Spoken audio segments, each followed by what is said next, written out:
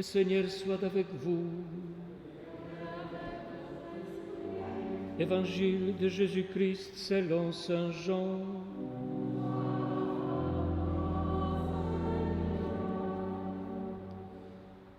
En ce temps-là, Jésus disait à ses disciples, « Si vous m'aimez, vous garderez mes commandements. Moi, je prierai le Père, et il vous donnera un autre défenseur qui sera pour toujours avec vous. Si quelqu'un m'aime, il gardera ma parole. Mon Père l'aimera.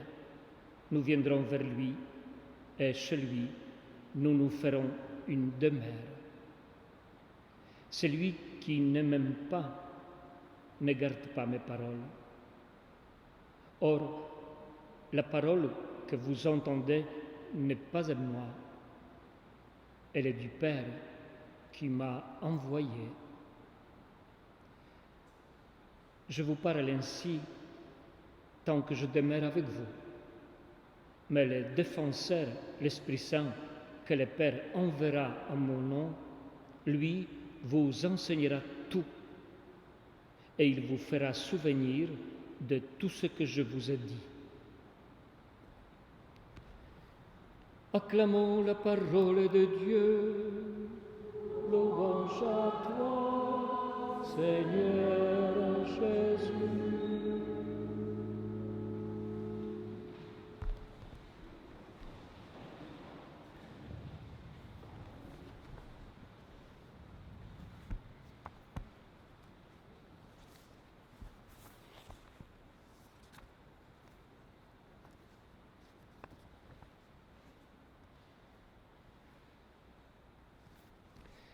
Je ne sais pas si vous vous êtes déjà rendu compte qu'aucun récit évangélique ne parle directement de la Pentecôte chrétienne.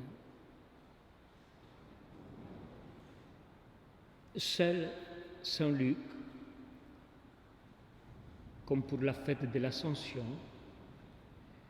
dans le livre des Actes des Apôtres, c'est-à-dire dans la toute première histoire de l'Église, nous raconte ce qui s'est passé ce jour-là. D'après son récit, il a fallu 50 jours pour que les disciples de Jésus comprennent la signification de la Pâque et se laissent libérer de toutes sortes d'enfermement. Notez-le bien, il a fallu 50 jours d'une thérapie très intense donnée par Jésus lui-même pour libérer ses disciples de la peur. Nous aussi, nous sommes souvent enfermés dans nos peurs et dans nos préjugés. La peur de l'autre, la peur de blesser ou d'être blessé, parfois la peur de la solitude ou de l'intimité, la peur d'être critiqué ou la peur d'échouer, la peur de notre propre faiblesse, de nos péchés, et ainsi de suite. Bien souvent, ce peur, ancré dans la fragilité et les blessures de nos vies, nous paralyse et nous bloque en nous empêchant d'accueillir nos difficultés dans la vie relationnelle. Pire encore, ayant une image négative de nous-mêmes, nous cachons notre pauvreté en nous promenant avec des masques réajustables selon les circonstances et selon les personnes.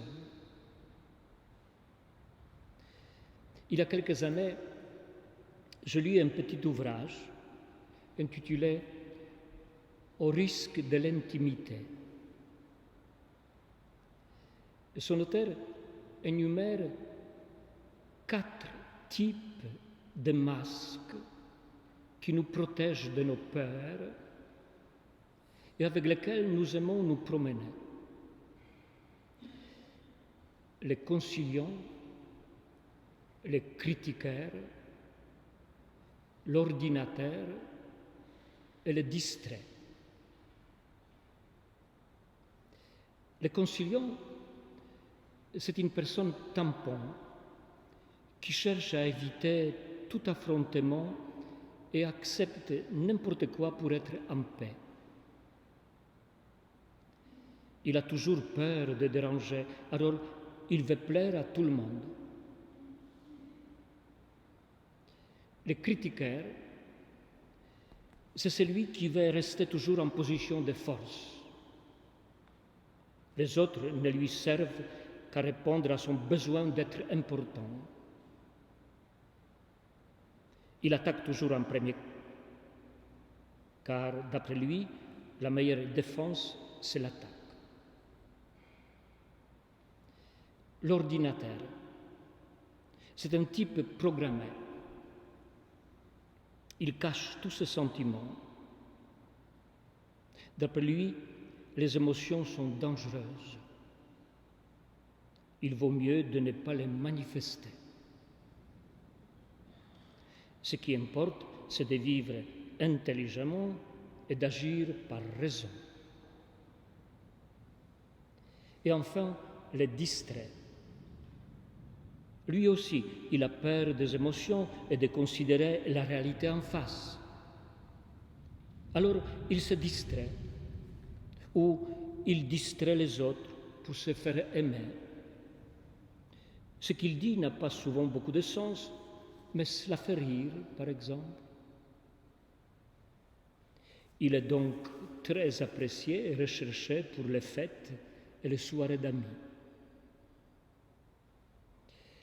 Les masques sont là. Ils nous protègent. Et il serait illusoire qu'ils tombent à nos premiers désirs de changement dans nos comportements. N'oublions pas qu'il a fallu 50 jours d'une présence et d'une thérapie très intense donnée par Jésus lui-même pour libérer ses disciples de leurs masques. Il a fallu la Pentecôte, la force d'en haut, pour que ces hommes et ces femmes soient libérés de leurs peurs et de leur besoin de paraître.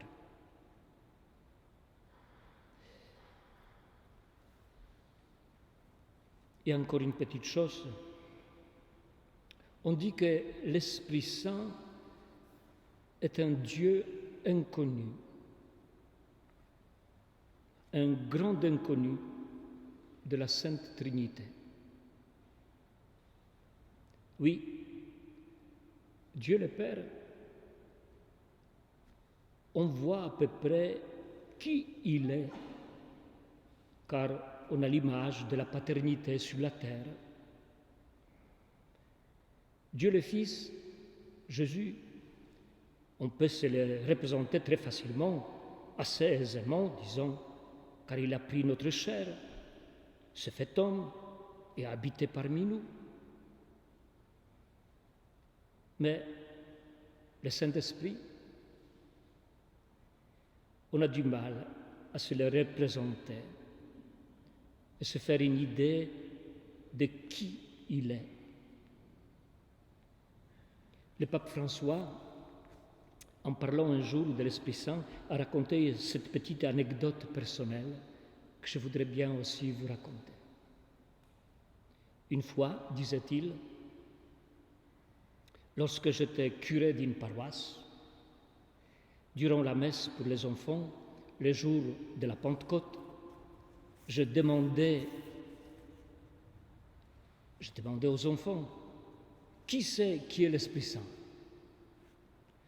Tous les enfants ont levé la main. L'un d'eux a répondu, l'Esprit Saint est un paralytique. Il avait entendu Paraclète, du grec parakletos, ce qui signifie défenseur, avocat, consolateur, le nom que Saint Jean donne à l'Esprit Saint dans l'évangile de cette fête. Et il avait compris paralytique. Oui, si nous restons si souvent malades, si nous restons si souvent paralysés et infirmes dans notre vie spirituelle, dans notre marche vers Dieu et dans notre service de l'Église, c'est parce que nous confondons les paralytiques avec les paraclètes. Paralytico et paraclito. Demandons donc aujourd'hui la grâce de nous ouvrir plus souvent à la force d'en haut, tout en sachant que l'Esprit Saint ne nous est pas donné parce que nous sommes forts, parce que nous sommes bien sages et capables de réussir notre vie tout seul. L'Esprit ne vient pas dans notre force, mais dans notre faiblesse. Lorsque nous sommes capables de lui dire « Viens, Esprit Saint, lave ce qui est souillé, guéris ce qui est blessé, rends droit ce qui est faussé, réchauffe ce qui est froid. » Oui, chers frères et sœurs, reléguer l'Esprit Saint aux oubliettes de notre existence, c'est se priver de la source qui renouvelle et transforme nos manières de vivre et d'aimer.